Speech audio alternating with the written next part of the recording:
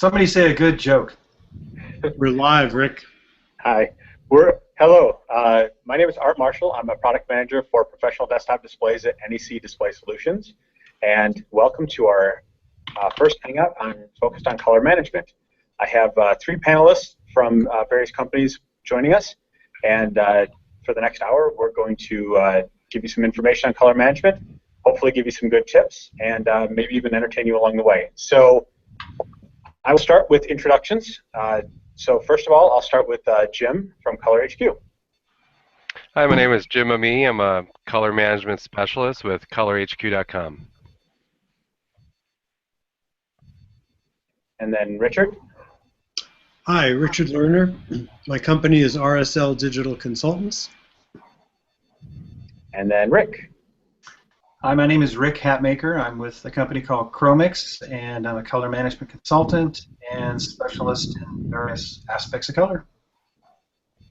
Great. So let's start with our elevator pitches. So as each of you approach a new client, give me your 30-second or minute-long elevator pitch about why color management is important. And actually, we'll go in reverse order. We'll start with Rick. Sounds good. Well, assuming I am in an elevator, color management is pretty easy to explain, but it's actually very difficult to grasp. So one of the things I like to do is kind of give a story. We published a story called The Color of Toast, and it's a simple story about basically different settings on a toaster affecting the color of the toast. So you get a second toaster, and you can essentially create different setting adjustments to match that color. Color management's not an easy thing to grasp as well from the conceptual standpoint. So typically, if you isolate it down to the specific device, and then you can look at all aspects from that sort of core device. Typically, the monitor these days is the core piece that most people use to view their files. So that's a great starting place. This is a great hangout to talk about that. Great. Thanks, Rick. Richard, how about you? How about me? Let's see. Just to give you a little bit of background about the things that I do, my background is pretty broad in color management in the sense that I've worked in a lot of different areas. A lot of pre-press, which a lot of us here have been doing, a lot of color appearance, meaning more to do with cars and fabrics and things like that. And as is true of many color management specialists, there are a lot of photographers among us, so try not to hold that against us too much. About color management, what I found is an easy explanation for what's so valuable is that it really saves time and money while providing accuracy and repeatability.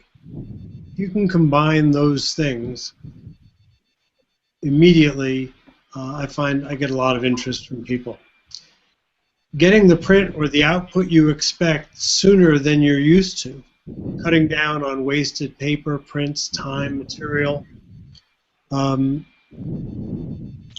getting all of that to work also fosters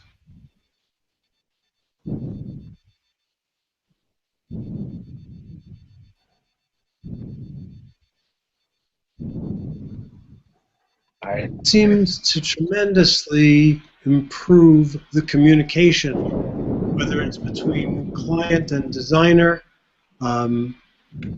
in-house, group to group, or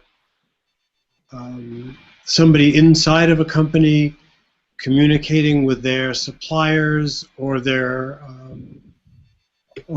customers. And anything that improves those things can make for a very big difference. And I think the bottom line at the very end of one of these quick intros for me is, if I give you $50 and you give me back $100, I'm going to do that with you all day. And I think color management, the return on investment, is so fast and so definite and positive and provable that that anytime somebody wants to give me a $100 bill for my 50, I'm going to spend the afternoon with them. And I think that's exactly what happens when you set up good color management. Money is saved, and very often design areas, instead of becoming sinkholes for money, become profit centers. Great, great. That's a great explanation, Richard. How about Jim with colorHQ? How about how would you lead a potential client to work with you?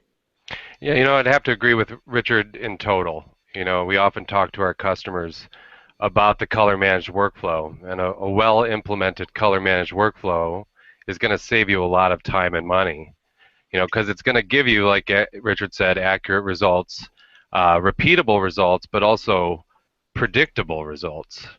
So I can give you an example of that, and since we're in an NEC Hangout, talking about monitor calibration makes a lot of sense here.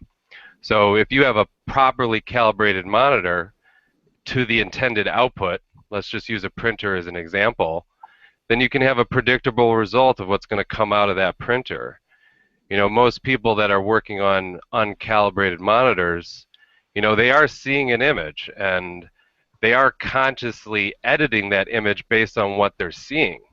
However, if that image is not being rendered accurately on that display to that intended output, being the printer, then in my opinion, you're pretty much working blindly. You're not seeing the image the way it actually is. So oftentimes customers have to edit the image a certain way to get the result they want from the printer. And in my opinion, that's kind of working backwards. So we focus on, the monitor first, making sure it's calibrated properly so that they can get predictable results. Great. And so it sounds like, you're mentioning the monitor is one of the key factors when working on your color management setup. Rick, what else would you add as important factors when looking at a color management setup? Well, you look at the intended destination of where that file, that color-corrected file, is going to go. So you want to look at the devices and the workflow. So typically, if you take a simple photography workflow, you're looking at either the camera or the scanner. The monitor is the next juncture in that workflow. Then you're looking at a printer. Possibly it's a lab that you send it to. Possibly it's an inkjet printer. So what's necessary is to link the color correction through those devices called your workflow. And profiling, ICC profiling, is an excellent way to make those devices speak clearly together. And by doing so, there's a translational aspect to it, so that if you have worked with a file, you've imported it from your camera or your scanner to your monitor, you've color corrected it in your, say, Adobe app, and then you've printed or proofed it to your printer, then there's the aspect, the real big aspect of soft proof back to your color calibrated monitor. So not only can you save time and money, as we've all mentioned here, but you're gaining confidence and assurance moving forward. When you send that file out, you tag it with that profile. That should give the next stage or destination the information necessary to convert it correctly as well. So obviously talking about partners in that relationship is also important. Good. Now, Richard, I know you've done a lot of work with, outside of just paper. Can you talk about how things are different when you're dealing with other materials like metals or fabrics? I can, and I'd be happy to. If you don't mind, I'd like to just take a step back and talk a little bit about what Rick was talking about, or take it another step. Is that all right? Yeah, definitely. One of the first things in color management, there are a lot of places that you can start things, and I think many of us feel strongly that calibrating and profiling the monitor is either a good first step or the good first step, and I actually ascribe to that theory. The next step for me in a lot of ways is to go to the apps that people are working with, particularly, let's say, Creative Suite or the Adobe apps, and make sure that that setup is the setup that I want, because in a lot of ways that's going to personify what that workflow becomes as you move down the workflow. When Rick was talking about the printer and setting up things for the printer, one of the things that would necessarily, for me, precede that would be what's the color workflow inside of those apps, because very often if I'm working with RIP software, I'm going to mirror what I've already set up in the applications, or at least make sure that I've got a compatible workflow. So anyway, back to your question, I think some of the biggest differences working on different substrates has to do with how you're capturing color. Certainly color renders very, very differently on fabric than it does on paper. And one of the things that comes up, whether you're working in paper as a substrate or almost any substrate, there's a point at which, excuse the hands in front of face trick here, but color measurement and color appearance begin to diverge. So you can get a very good, color measurement of your output, and it still may not be a satisfying or an agreement of the color appearance of what you're trying to match. And there's always a divergence between those two, but it happens very rapidly in textile and apparel because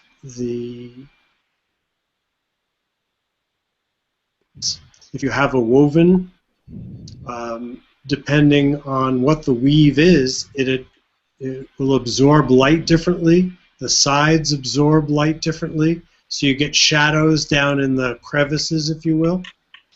So you may measure a textile and it may be a perfect match, and yet when you compare it to what you brought it in against, it's worlds away. So there's a whole world of things. I mean, the same thing's true with these metallic papers that people are beginning to print on. They get very difficult, particularly in the quarter tones or the light areas, to match what you're starting out with. Is that Art? Yeah, that's definitely good. And I know, Jim, you've also worked with many different materials. Anything you'd like to add?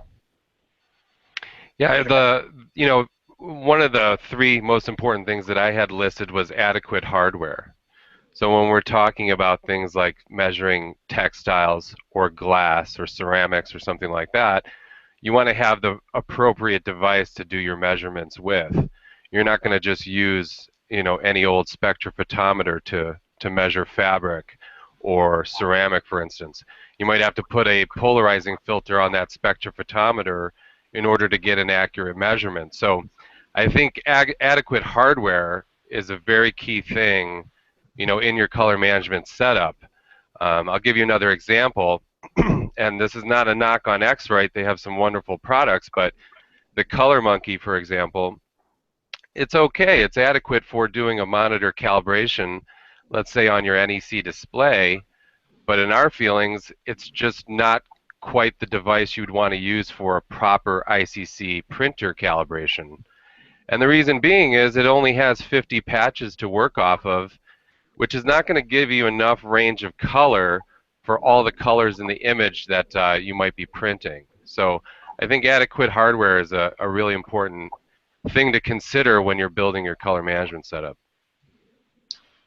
I would jump in here and not only agree with you, but I work with a lot of RIP software, and there is RIP software that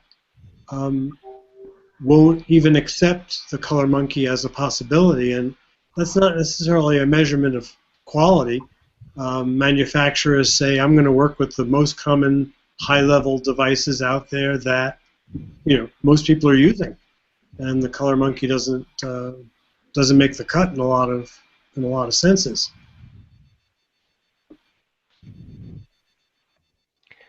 All right.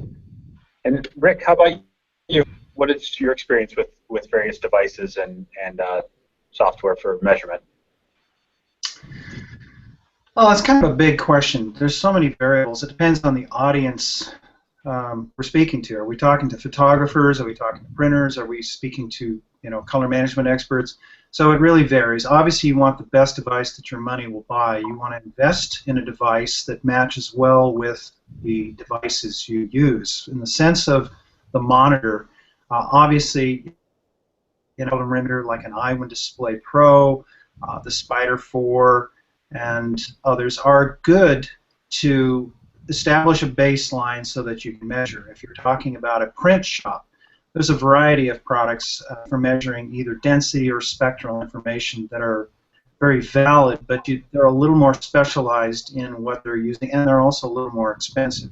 So as far as devices, knowing who we're talking to, what their needs are, what their budget is, also a look at the long-term range of their goals and objectives is kind of imperative. So the devices out there are pretty good today. For somebody, let's speak about monitors for a moment. You can get an excellent colorimeter for under $250. Matching it with the software is actually also a key factor. You can have a great device, but you also need to have a piece of software that communicates with that device, that works with the device, the monitor, and also then creates a profile. So you've got the calibration mode, and then you've got the profiling mode. NEC makes great software called SpectraView, and they match up with an iWin Display Pro, which is an excellent device, one of the best, for under $500. You can't get much better device.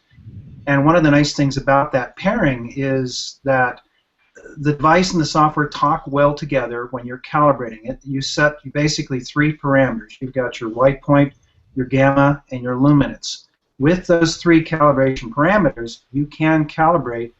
The nice thing about the advanced level monitors like NEC is that calibration resides at the monitor level on the internal LUT. LUT stands for lookup table. And that's a huge, huge benefit.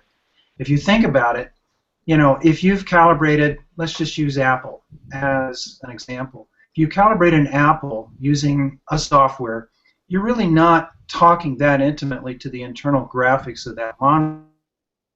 Calibrating from sort of a superficial standpoint the gamma curves in a video card. Well, that's fine. It works. However, if you think about it, that information needs to eventually be recalled to the monitor.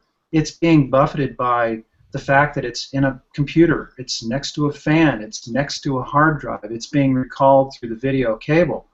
When that calibration data, as in the case of a color critical monitor like a PA series from NEC, that it resides at the monitor at a very much quieter, cleaner spot, and allows that monitor's rendering capacity to pull that information at a higher sampled rate and bit density to the user. So you're going to see much more shadow detail, you're going to see much clearer midtones and highlights, and on a calibrated, accurate monitor.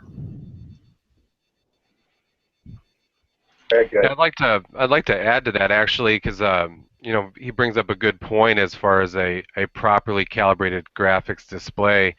There's another thing that we talk to customers quite a bit about is that there's a big misconception out there that if you buy an iWin Display Pro, for instance, utilizing the software with it, that you should be able to calibrate any display and that they should all behave the same. But not all monitors are created the same, and you can only calibrate that monitor to the best of its ability, to your intended output. So if you're going to buy a $100 monitor, keep in mind that you're going to have to make some sacrifices as far as your color accuracy, as opposed to going to a dedicated graphics display. That reminds me, Jim, of something we used to talk about a lot when we were talking about stereos. For me, back in the day, I did a lot of photography for TAS, which was a magazine, The Absolute Sound. And it's a wonderful magazine, which is... I love the magazine, yeah. It's just come back. It was gone for many years, and I did a lot of work for them. And one of the thumb rules was you spent as much money on your speakers as you did on the rest of your system. Because it didn't ultimately matter how good the sound was if your speakers were crap. Because it didn't matter that you had this wonderful Macintosh, all tubes, blah, blah, blah, pushing the signal out, and then it turned all crackly and you lost all your highs, lows, midtones. And so there are critical pieces, you know, in this same process. I'm not sure that there's one piece that I would say, okay, if this isn't right, then the rest of it's worthless. But you can't buy this, you know, take this lowest common denominator monitor and put it on your great system and expect great results. Another thing that comes up a lot for me with accounts is that they'll say, gee, my prints don't match my monitor. And right out of the box, there's this working assumption that those things should happen automatically when you plug your system in. And you know, when you've been doing this for a couple of hundred years the way I have, we take for granted that that's not the case, but it's a reasonable assumption. It's a reasonable misconception for people. They think it ought to work. And of course we know it doesn't work. And it's a good chunk of what color management is about, is the transformation of that file or signal from one part of your workflow to another. And taking that one step further, I deal with a lot of people who will finally get how important it is to calibrate and profile their monitors. And yet, they think from that it should show them what's going to print out. And maybe I'll risk looking at myself here for a minute. One of the things that happens is when you've got a calibrated profiled monitor, and these are two separate terms meaning different things. Calibrated means that you're bringing it to a known repeatable state, or to some standard, which would be a known repeatable state. Profiling it just means that you're capturing how any device does what it does, how a scanner scans, how a monitor displays, how a printer prints. So when you've got your calibrated and profiled monitor, and this comes back to what Rick was saying earlier, that this lookup table on high-level machines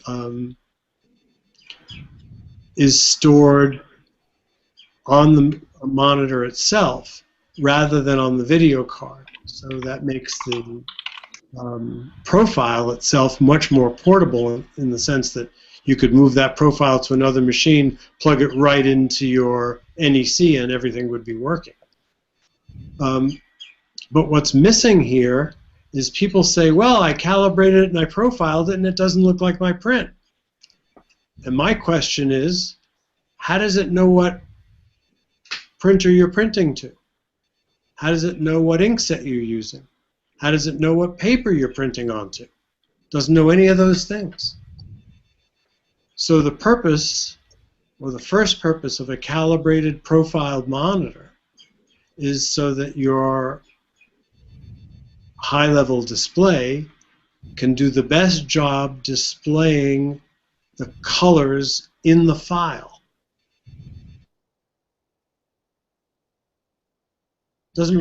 It's only when you begin to move into the area of soft proofing, which brings in the profile of your final output device, be that your in-house printer, be that somebody who prints for you, or even another monitor.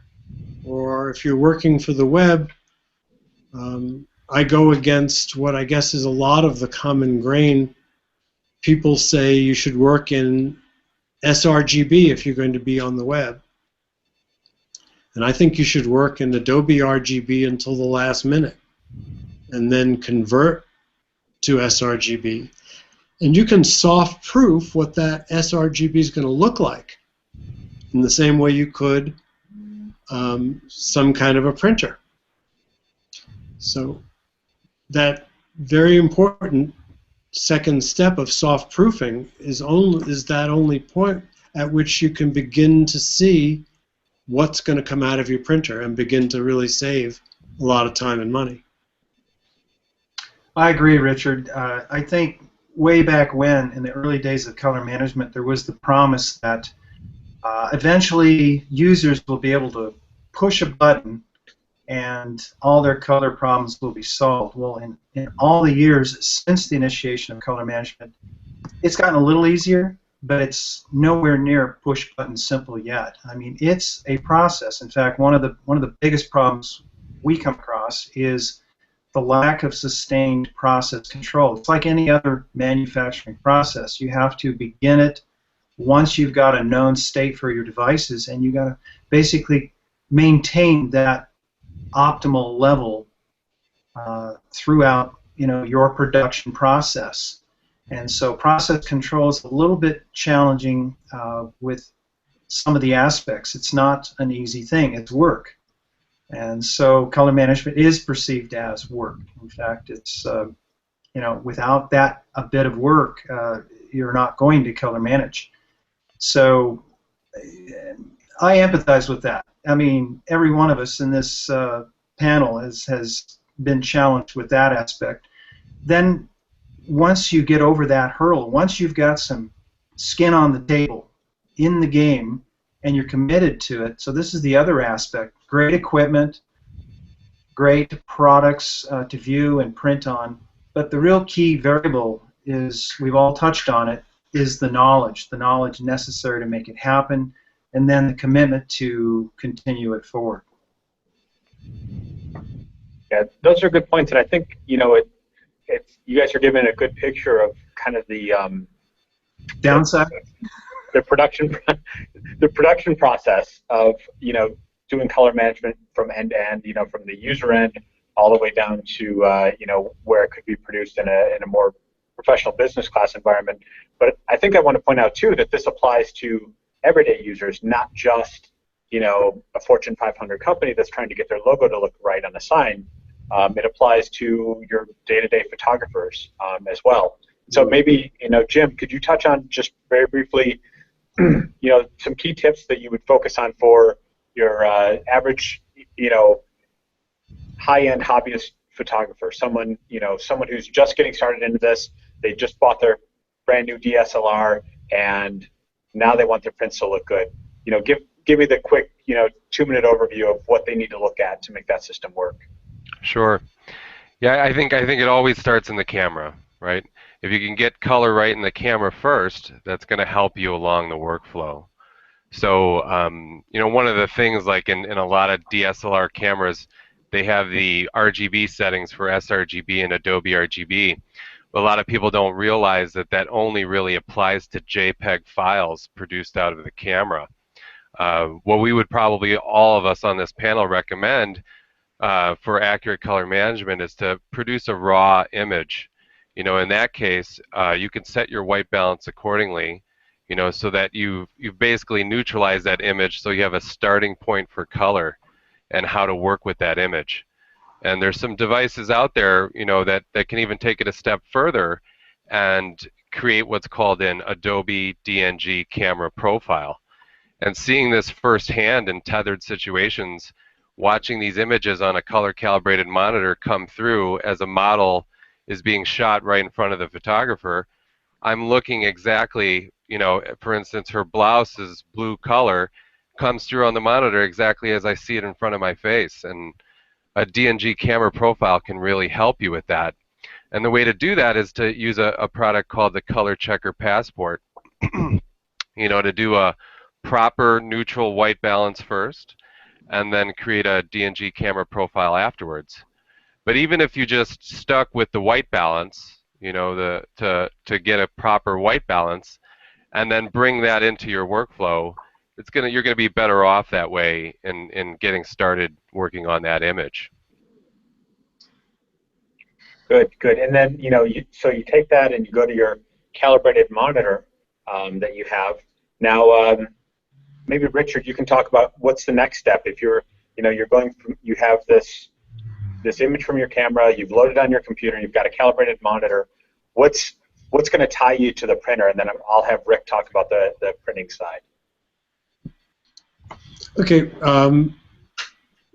First, I have to say I totally agree with Jim. And there's a lot of apparent backslapping going on our agreeing with each other on these panels. But I think it comes from years of experience of running into these same problems and solving them in very similar ways.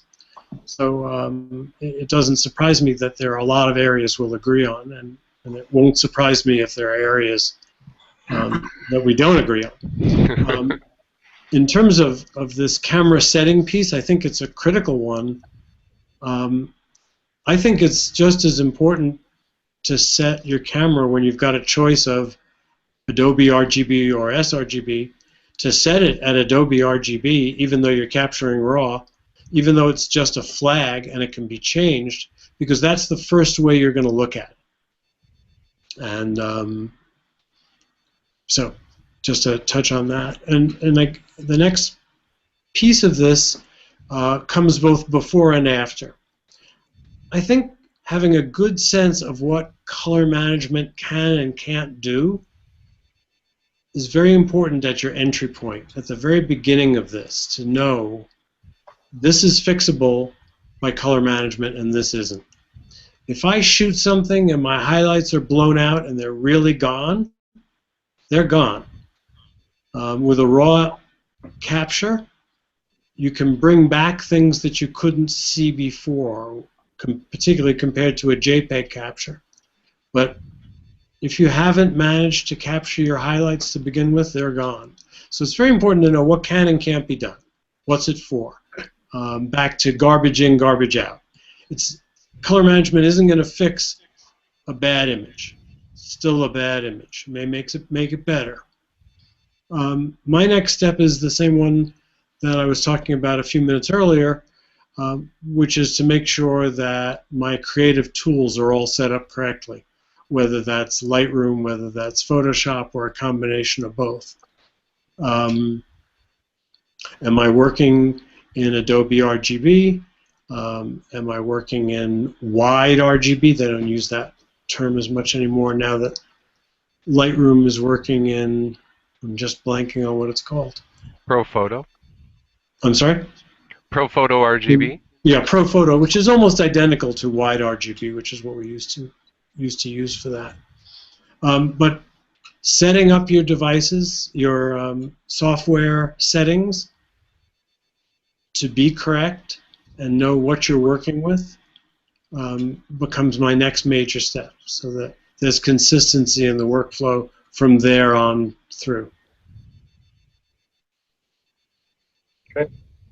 So Rick, you know, once you've got these pieces that Jim and Richard have talked about, kind of how do you tie this together into the, did I say Richard? How do you tie this in, Rick, into the back end of you know, producing something that's you're going to be happy with as a photographer? That's a good question, and well, let me back up. I'll use Richard's technique of backing up and sort of providing a little landscape. So I'm a strong advocate of ICC profiling. It's a very successful process for tying your devices and your image together correctly. It's a matter of process control. It's a matter of reducing your variables in every aspect. So it's a matter of setting each one of those devices in an optimal state and keeping it there. Okay, so there's two sides to a profile. An ICC profile has an input side and it has an output side. Okay, and not all of them. Like for example, an input device, a camera or a scanner, is merely going to have basically the only relevant side is the input side. So here's how it works. Here's how your workflow works from start to, and I'll get to the printer at the very last here. But it's kind of important groundwork to know. So you bring that file in. It's going to probably be tagged with an sRGB, Adobe RGB profile. Okay, that's the input side. You basically bring that into your viewing space via the input side. So there's a translation from sRGB to monitor RGB, whatever that is. Okay, so that gets the image into your viewing space. Now, when we're talking about printing, I also want to separate out printing and soft proofing, because those are two very different things, similar but very different. So in that ICC profile, once you've got your image where you like it, you have it corrected on screen, it's where you want, and you're ready to go print or soft proof, that file is actually going to incur a translation from that monitor viewing space to the printer space. They may both be RGB, it may be a CMYK conversion. So literally this file travels the course of the output side of the monitor profile through your app, through your operating system, literally translating it, if you will, to the input side of your printer profile. Again, there's two sides to the profile. So that path, that conversion path, works very well under the conditions that you've defined each device's capability. You keep them optimized. In the sense of a printer, keeping a printer optimized is key. Keeping the inks free-flowing, the lines and the heads all clear of any debris, air, material. So really, maintenance can be a variety of things, from linearization to cleaning the heads to whatever. But if that printer's in an optimal state, that profile will be valid. So that input side, from the monitor to the printer, essentially that conversion should allow optimal results. Okay. Now that's the output side. Soft proofing is a little bit different. You're actually taking that same file, but you're converting it through the output side of that printer profile back through your system and OS to the input side of your monitor. This is the fun part. This is where you literally take your monitor and use it as an output simulation device. So the mecca to a photographer is to be able to see on screen what their printer is going to do accurately on their soft proofing monitor. Once you've reached that goal, you've achieved everything that's necessary. You can save money, you can save time, and it's merely a matter of process control, reducing the variables, using those ICC profiles in the workflow, in this case, in the apps. So I thought it's kind of important to kind of bring in that sort of duality with a profile. The input and output side is kind of important. Yeah, that's good. So anything you guys want to add, Jim or Richard? Yeah, I'd like to add to that, actually. You know, from what Rick's talking about, the whole workflow, all those steps are very, very key to making sure you get the result that you want. But the interim, before you get to that point, you know, proper calibration of all of your devices is what's going to get you there. You know, and if you don't know the parameters you need to set your monitor to do these sorts of things, or you don't have the ability to create your own ICC printer profile, I think it's important to contact a color consultant like Rick or Richard or myself to get some guidance with the devices you currently have, and maybe get some suggestions about devices you might need to get the results that you're looking for. So I think all of this is important as far as workflow is concerned, but without proper calibration, you probably just continue to be as frustrated as you have been with color. So that's good medicine, doctor. Capitalization. Richard, anything you want to add? Yes. I know you're not shy. I think that's all so very true and critically important. And the conditions around within which you're working. A very short story. I work with a lot of textile design companies, as well as fine artists, within which group I include photographers. Christopher Wool's a well-known artist who just had a 3-month show at the Guggenheim. He had the whole ramp, and I work closely with him.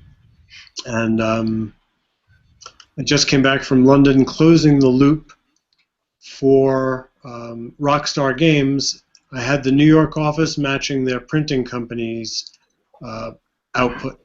And now the London office, instead of them sending over paper, they're sending a file that we can trust prints out the same way. And one of the things that seems to be missing that people don't realize the importance of is the lighting within which they're looking at these things. So I'm up at one of the textile and apparel companies, and they say, well, this isn't matching. And I take the original piece of paper, I take the one they just printed, and I walk over to the window. And miraculously, it's a very close match. So the lighting in the room is actually making their match worse, making their process worse, and making things very, very hard to deal with. I was at a printing company, and mostly I work in the pre-press department, although sometimes I'm in the press department. And we got a really good proof. The proof that we made was to match a press run that we'd already done, where we'd run our patches on there. And they were blown away. They knew we'd get an improvement, but they did not think we'd get anywhere near that much of an improvement. And I told them, you can get better than this. We've only been here a half day working on this part. So they're all so high on what we've done that they call over the president of the company, the head of the pre-press department, the head of the press department, and it's one of these very large light booths that stands on its own. Maybe it's 4 feet wide. And they look at the proof, and they look at each other, and they say, it's too magenta. Now, we'd all just looked at this and patted each other on the back about how great it looked. And I'm not standing in front. I've made room for them, so I kind of push my way up to the front, and I look at it, and guess what? It's too magenta. I can't figure it out. That's crazy. I just looked at this 5 minutes ago. I turn around to face these people, and they're all wearing their corporate shirts. Guess what color the corporate shirts are? Everyone's wearing magenta T-shirts. The light's bouncing off the magenta T-shirt into the proof. I said, okay, everyone, take 5 steps back. Because it's a big proof, you can still see it. 5 steps back.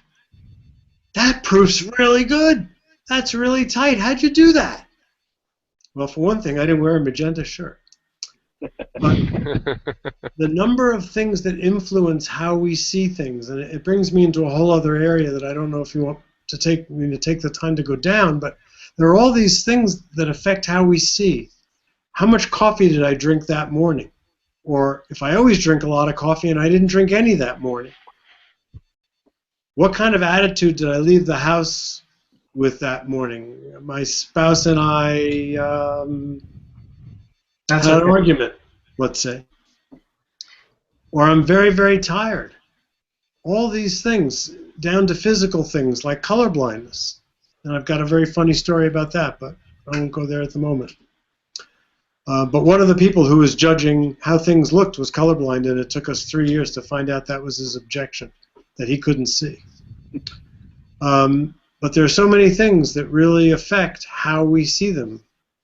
And there are things that I talk about a lot. Yeah, and you'll be talking about soon, hopefully, in an upcoming class from NEC, Color Management Level 2. But that's for another discussion. So That certainly is. So we have just about 15 minutes left till the hour is up. I wanted to give each of you guys just a couple minutes to wrap up, talk about. I think one of the things that this whole discussion is highlighting for me is that there is a level of expertise that exists in certain people's heads, like the three of you, and give me your elevator pitch to a client on why tapping this expertise, this color management expertise, is important. If they haven't figured it out in the last 45 minutes, why should they call each of you? So, Jim, I'm going to start with you, and just give me 2 or 3 minutes on why they should call you. Sure. I think Yeah, I think you know it's pretty chaotic going around the web and trying to find color information and how to properly calibrate your monitor, how to enable your ICC printer profile and doing all of that. It's a lot to wrap your head around, and I can't be confident that all of the information out there is accurate. So one piece of the puzzle and your color management workflow is going to go out the window. And eventually you might get to the situation where you might call on one of us, to help you out. And I think that's very important. If color is important to you, if you want to save time and money, if you're tired of, reprinting prints or having a monitor so bright that you have to brighten it up even more because your prints are all coming out dark, I think, calling on a color to give you the best direction, to make you successful in what you're doing. The less time you're behind that monitor, editing your images, the more time you're out in the field, which is going to produce you potentially more money.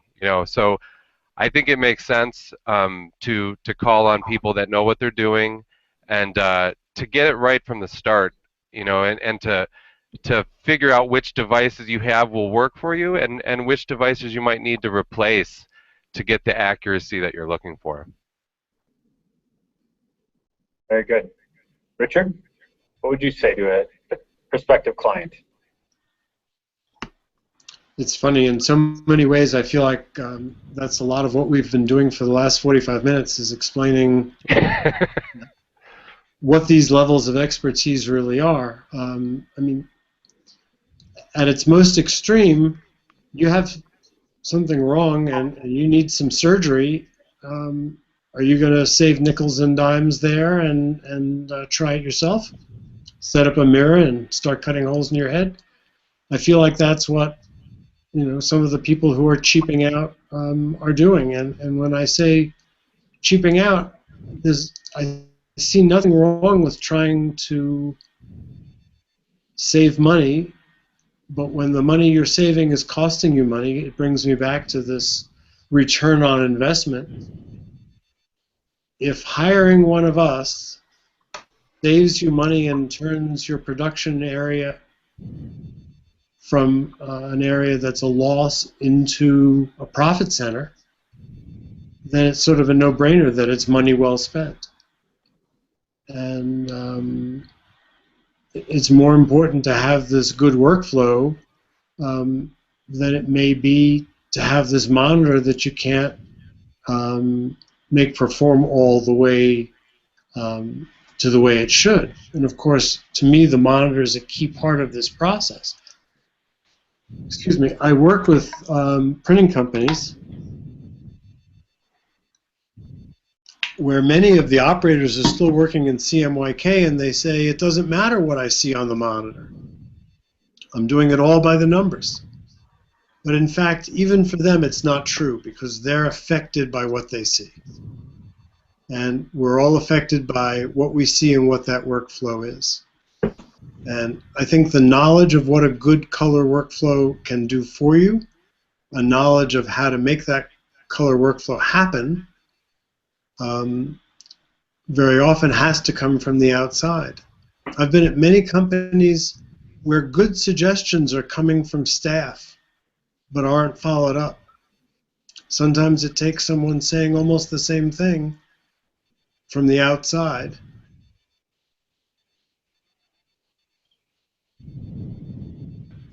There was a company where a lot of the designers came from other companies that had color managed printers, and they yelled and screamed about how important it was. But until they heard it from somebody who works in the industry, where the rubber meets the road and where real savings and improvements can be made, that they finally began to get it. Okay. Good. And Rick, not last, or not least, but last. I'll take it. Everything my colleagues have said, I support, and it's all very true. Color management is a very difficult process. It's a very difficult science, and yes, it is science. Even though it's fraught with all the variabilities, of users, environmental devices, and processes, it can be controlled. And I give hope and encouragement to anybody who hasn't yet used color management, and yet also some of those who've been using color management and frustrated over these years. It's one of those wacky sciences where you can read a book or two or three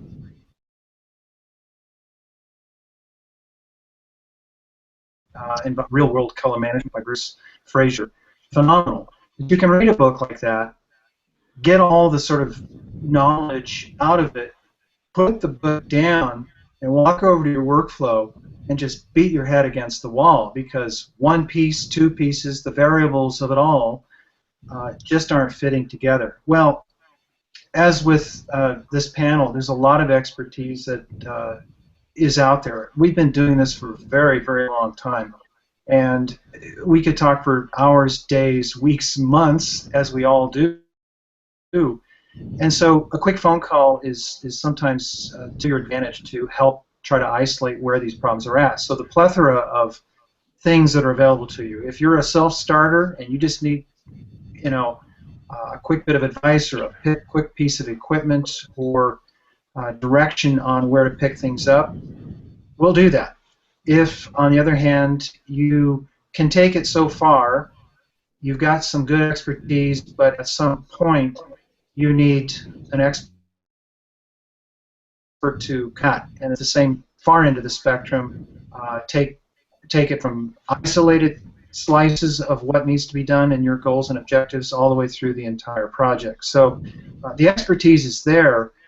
I think approaching color management as a manufacturing process, whether you're a photographer, a printer, a packager, really is kind of is important, because it's a process. In the old days of Bruce Fraser, there was a lot of mysticism surrounding it, and there was a lot of hope that color would be solved. As it turns out, a lot of color problems have been solved through just the benefactors of what we're working with. Our Adobe apps are much better. Our monitors are so much better than they ever were.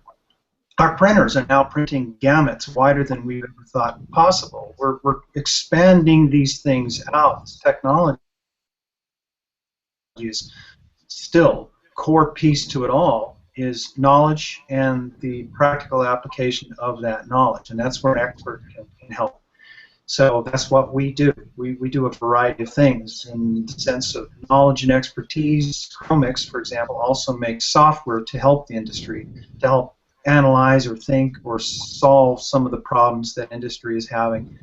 And then working with partners is also a valid concept in trying to come up with the right solutions. So this is so difficult to speak to everybody all at once. If we have an optimal world in an optimal condition, I would say two things: process control, reduce your variables. Those two things are going to probably get you on the path faster to color managing than anything else. So that's my gig, and I'm sticking to it. I'd like to jump in here just for a second and add something to what Rick was saying, which I think really has been covering things very well, and that is a well-implemented color management workflow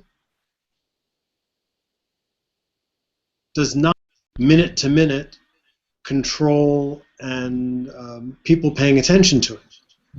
Once it's set up correctly, once it's running correctly and it gets the maintenance that it needs, make sure the nozzles are clean in your inkjet, whatever they are, when those things are done, then the individual designer does not need, or photographer, whatever, does not need to be fussing endlessly with color management. And I think it's an important point for people to realize.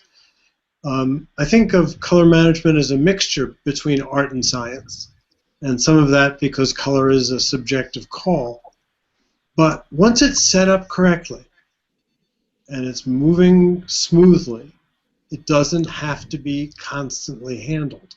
When you make changes, you change your substrate, you buy a new NEC monitor, whenever those changes are, they have to be accounted for. Things have to be calibrated, brought to a known repeatable state, and profiled so they fit into that workflow. But once it's set up correctly,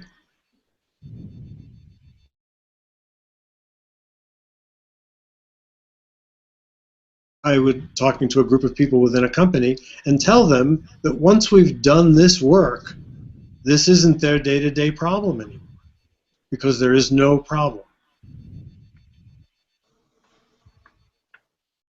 Great.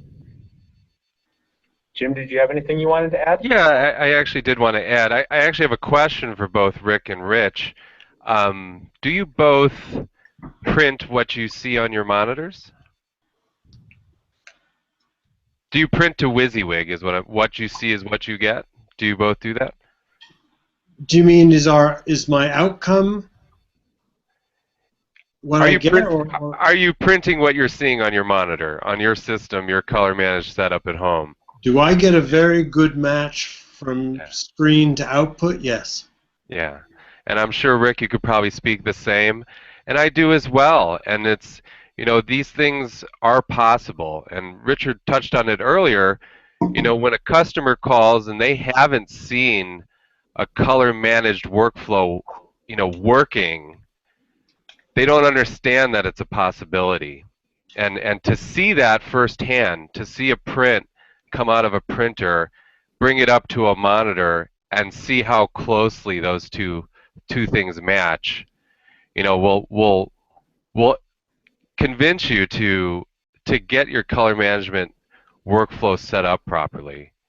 You know, it's funny. It's like this is an NEC Google Hangout, and I know I'm a big advocate on monitors, and I see all these photographers out there that have no problem spending $3,000 on the next iteration of their camera, or buying a new lens, you know, for $1,500, $2,000, but balk at the chance, you know, to pay a little bit extra for a dedicated graphics display, which in my opinion for any photographer out there is probably one of the most key parts of your image workflow. I mean, it's so critical. So I think that's something for people to consider as well. Maybe put a few dollars aside for that camera the next year and grab yourself a monitor. Well said. Well said. Nice wrap up. Well, so we're at the top of the hour, so I want to thank each of you for participating. Rick Hatmaker from CHROMIX, how does the customer contact you if they want to contact you? You can go to our website, which is www.chromix.com. That's CHROMIX, as it's spelled on my screen. Or you can call us anytime. The phone numbers are on the website. My direct phone number is 206-388-2559. My email is rick, R-I-C-K, @chromix.com. Look forward to hearing from you. Great. Thanks, Rick. And Richard, it's always great to talk with you. I always appreciate your expertise. How would a customer contact you if they're interested in working with you? Well, certainly going to the website, which is rsldigital.com, is one way of doing it. And another is my phone number is 203-938-3705.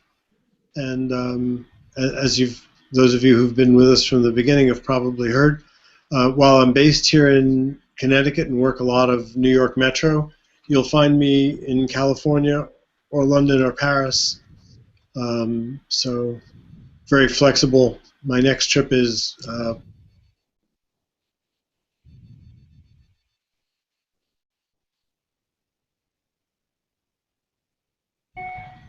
I think we lost Richard. Oh, I'm still here. I just actually thought I was just saying that while I'm based in New York Metro, I'm all over the country and almost all over the world. I'm in Europe with some frequency. And my next trip is to beautiful downtown Oklahoma City. So I travel to where people need me. Excellent. Well, thank you, Richard. And then Jim Memije from colorHQ. How would someone contact you? Sure, you can reach us at www.colorhq.com, or you could give us a call at 888-265-6717. Great. All right. Well, thank you for everyone who's viewed this. Thank you for our panelists. I'm Art Marshall, Product Manager for Professional Desktop Displays at NEC. You can, of course, find us at necdisplay.com. You can find us on Twitter at NEC_display. You can find me on Twitter at Art_Marshall. You can find NEC on Facebook, searching for NEC Display Solutions. You can find us on Google+, NEC Display Solutions as well. Thank you for your time, and I hope this was enjoyable and informative, and we'll see you on a future Hangout. Thank you. All right.